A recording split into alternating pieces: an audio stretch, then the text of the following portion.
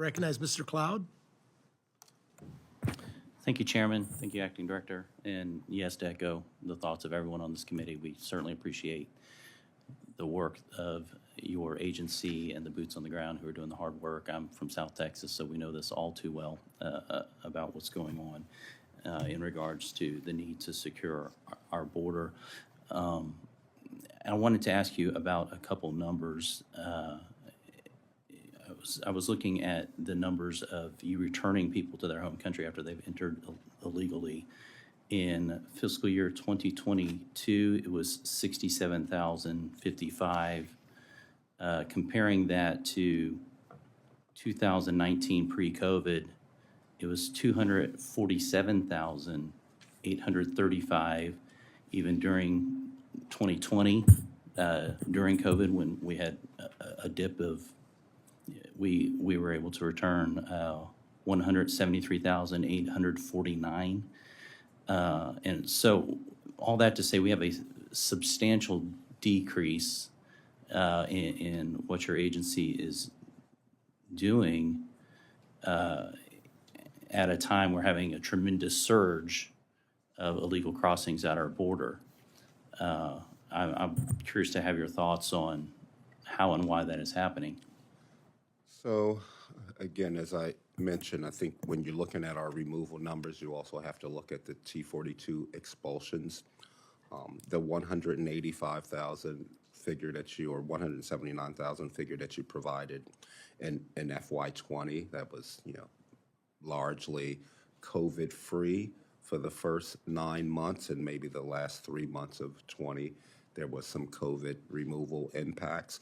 But if you look at what we did in FY20 and you compare it to what our removals were in FY22, including the COVID, the Title 42 expulsions of 117,000, those FY22 numbers are pretty closely aligned with the FY20 total removals of 179 or 180,000 that you reference. I also think, as I mentioned, that a good number of our removal cases, at least in the interior, are from referrals from state and locals after they make arrests and charge people and they go through the I understand legal that, process. but that part is not new. That wouldn't be part of the change. That's a constant in this. And so, what we're seeing is that at an administration shift, we had 70% drop roughly, with no change roughly in funding, and actually a slight bump up in manpower. We are the Appropriations Committee, so we're supposed to be making sure resources are used properly. And so I'm trying to wonder, dollar per activity here doesn't really seem to match up as to what we would expect to see to be the effectiveness of I the think resources once we're sending your way. Title 42 is lifted and we're no longer doing these 242 expulsions and we just go back to our Title 8 removals, which is what ICE and ERO has done for 30 years. I think you'll see the removal numbers start to go up to where they have been historically. Just transitioning from Title 8 to Title 42 is something that was new to the agency, and I'm sure there was some lost efficiency. All this, as part of course, in the proper context, if there's a right way to come to our country in an illegal way, and every illegal entry is dollars to a cartel, that's also funneling drugs and destabilizing other countries. I'm out of time. I had another line of questioning, but, okay, I have a little time. Do you know, have you heard of ICE Council? ICE Council, Yes. Are you familiar with the ICE Council? the union? Yes. Yes. Yes, sir.